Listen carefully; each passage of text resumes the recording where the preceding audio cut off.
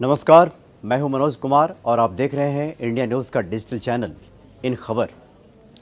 हमारे देश में जहां पब्लिक ट्रांसपोर्टेशन की स्थिति अच्छी नहीं है, काफ़ी मुश्किल भरी यात्रा लोगों को करनी होती है, चाहे वो ट्रेन हो या फिर बसें हों, बहुत मुश्किल से स्थिति होती है उसमें यात्रा करना। और ऐसे में सबकी चाहत होती है कि वो हवाई जहाज़ का सफ़र करे और एरोप्लेन का सफ़र किसी शान से कम नहीं समझा जाता हमारे देश में। लेकिन एक मज़ेदार बात ये सामने आई है कि अब आप ट्रेन और बसों की तरह हवाई जहाज़ में भी खड़े खड़े यात्रा कर सकते हैं।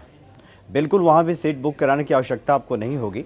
आप भागते दौड़ते जाएं, जिस तरह से आप बसों में और ट्रेनों में सफ़र तय करते हैं, खड़े खड़े अपने गंतव्य तक पहुँच जाते हैं। ऐसा ही एक आइडिया पेश किया है इटली की एक कंपनी ने।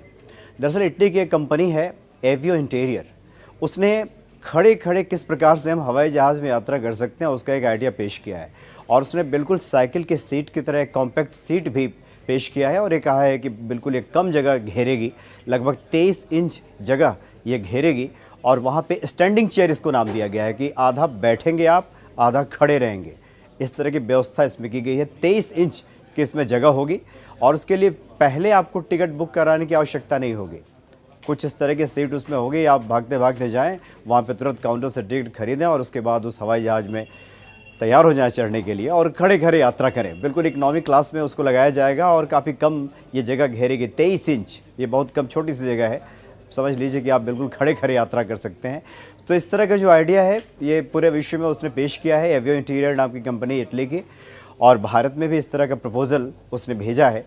अब ये देखना होगा कि भारत के जो हवाई जहाज़ नियंत्रक संस्थाएं हैं उस पर क्या एक्शन लेते हैं, क्या अमल करते हैं इस पे और कितना इसको स्वीकार किया जाता है। लेकिन है बड़ा मज़ेदार ये जो आइडिया है और बहुत संभव है कि आने वाले दिनों में शायद इस प्रपोजल को स्वीकार कर लिया जाए और लोगों को आनंद आ जाए खड़े खड़े यात्रा करने का। वैसे भी भारत में लोगों को खड़े खड़े यात्रा करने में महारत हासिल भी है। कुछ मजबूरियाँ हैं और कुछ लोगों के तो एक तरह से आदत तो आनंद सा भी बन गया है। तो बड़ी ये मज़ेदार सी स्थिति है। अब देखना होगा कि आने वाले दिनों में इस पे क्या कुछ एक्शन लिया जाता है, कितना इसको स्वीकार किया जाता है इस प्रपोजल को। नमस्कार।